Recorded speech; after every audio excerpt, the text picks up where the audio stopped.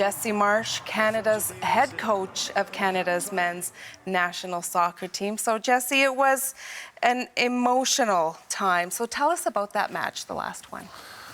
Yeah, we had rotated some players, and we wanted to see how we would perform in such an important match, and we did really well. It was maybe our best game of the tournament.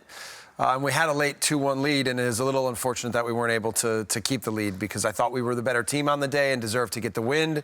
But that's the way it goes sometimes. But yeah. I'm really proud of our guys, and we had a great tournament. So even though maybe it wasn't the end you were hoping for in the team, it was an incredible run for Team Canada.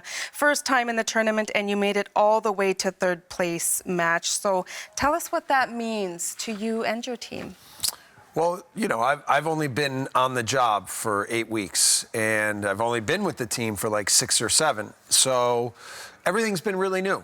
But I'm really thankful to have such an incredible group of guys. That's what I think is important for the people to know at home is the players in the team are of such great character. They have such great background stories. It's a very multicultural group.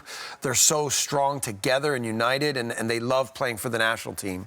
And I think we're going to use that whole feeling and mentality that we have on the inside to continue to get better and better, so that when we play at home here in 2026, we're ready to put on a real show. That's what our focus is. Well, 2026 isn't really that far away.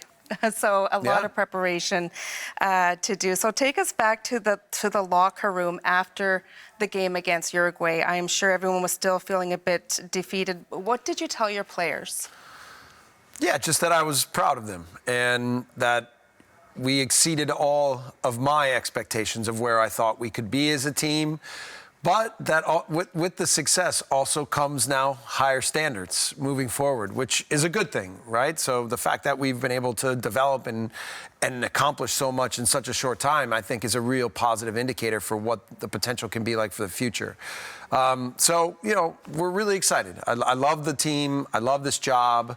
I'm really enjoying the work. I really believe in the potential of what we're creating, and certainly all the work is about trying to make the country proud, so that, you know, when we're at home, we have big stadiums full of our fans pushing our team, because as of yet, we've only played in away stadiums, and the feeling has always been that we're the underdogs. So we want to turn the table a little bit to be the favorites and to have a home crowd that's really pushing us.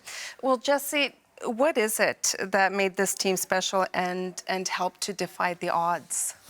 Well, I think there's a real good group of players with a high level of talent, but we've tried to play the game fast. Like, we have speed and athleticism and power in our team, and that's kind of the way that we're trying to play. We're trying to go after opponents, we're trying to make other teams uncomfortable, and we're trying to use our athleticism to really tilt the bar more in our favor. And I think if we can continue to do that and continue to develop in that direction, we're going to be a really good team. Mm-hmm. Now, you were only brought onto the team as head coach 2 months ago, as you mentioned earlier. How much of a whirlwind has this whole experience been for you so far? Yeah, it's been wild. I mean, then, you know, we finished the tournament and I can finally take a breath, and then they're like, well, no, you're going on a media tour. So, but it's been nice. You know, I want people at home to really know, you know, about these players, about this team. I want people to feel energized by the group. I want them to be inspired by what the team does, how they play, who they are. This group of people, players, I think deserve the opportunity to be successful on home soil. So, you know, that's why I'm here. We're thankful for everybody's support. We're thankful for all the stories that we've heard, you know, in our camp, and whether it's been family members, whether it's friends back home here in Canada. We've heard so many good stories about how excited people have been about the team. Oh, for sure. Yeah. Lots of enthusiasm out there.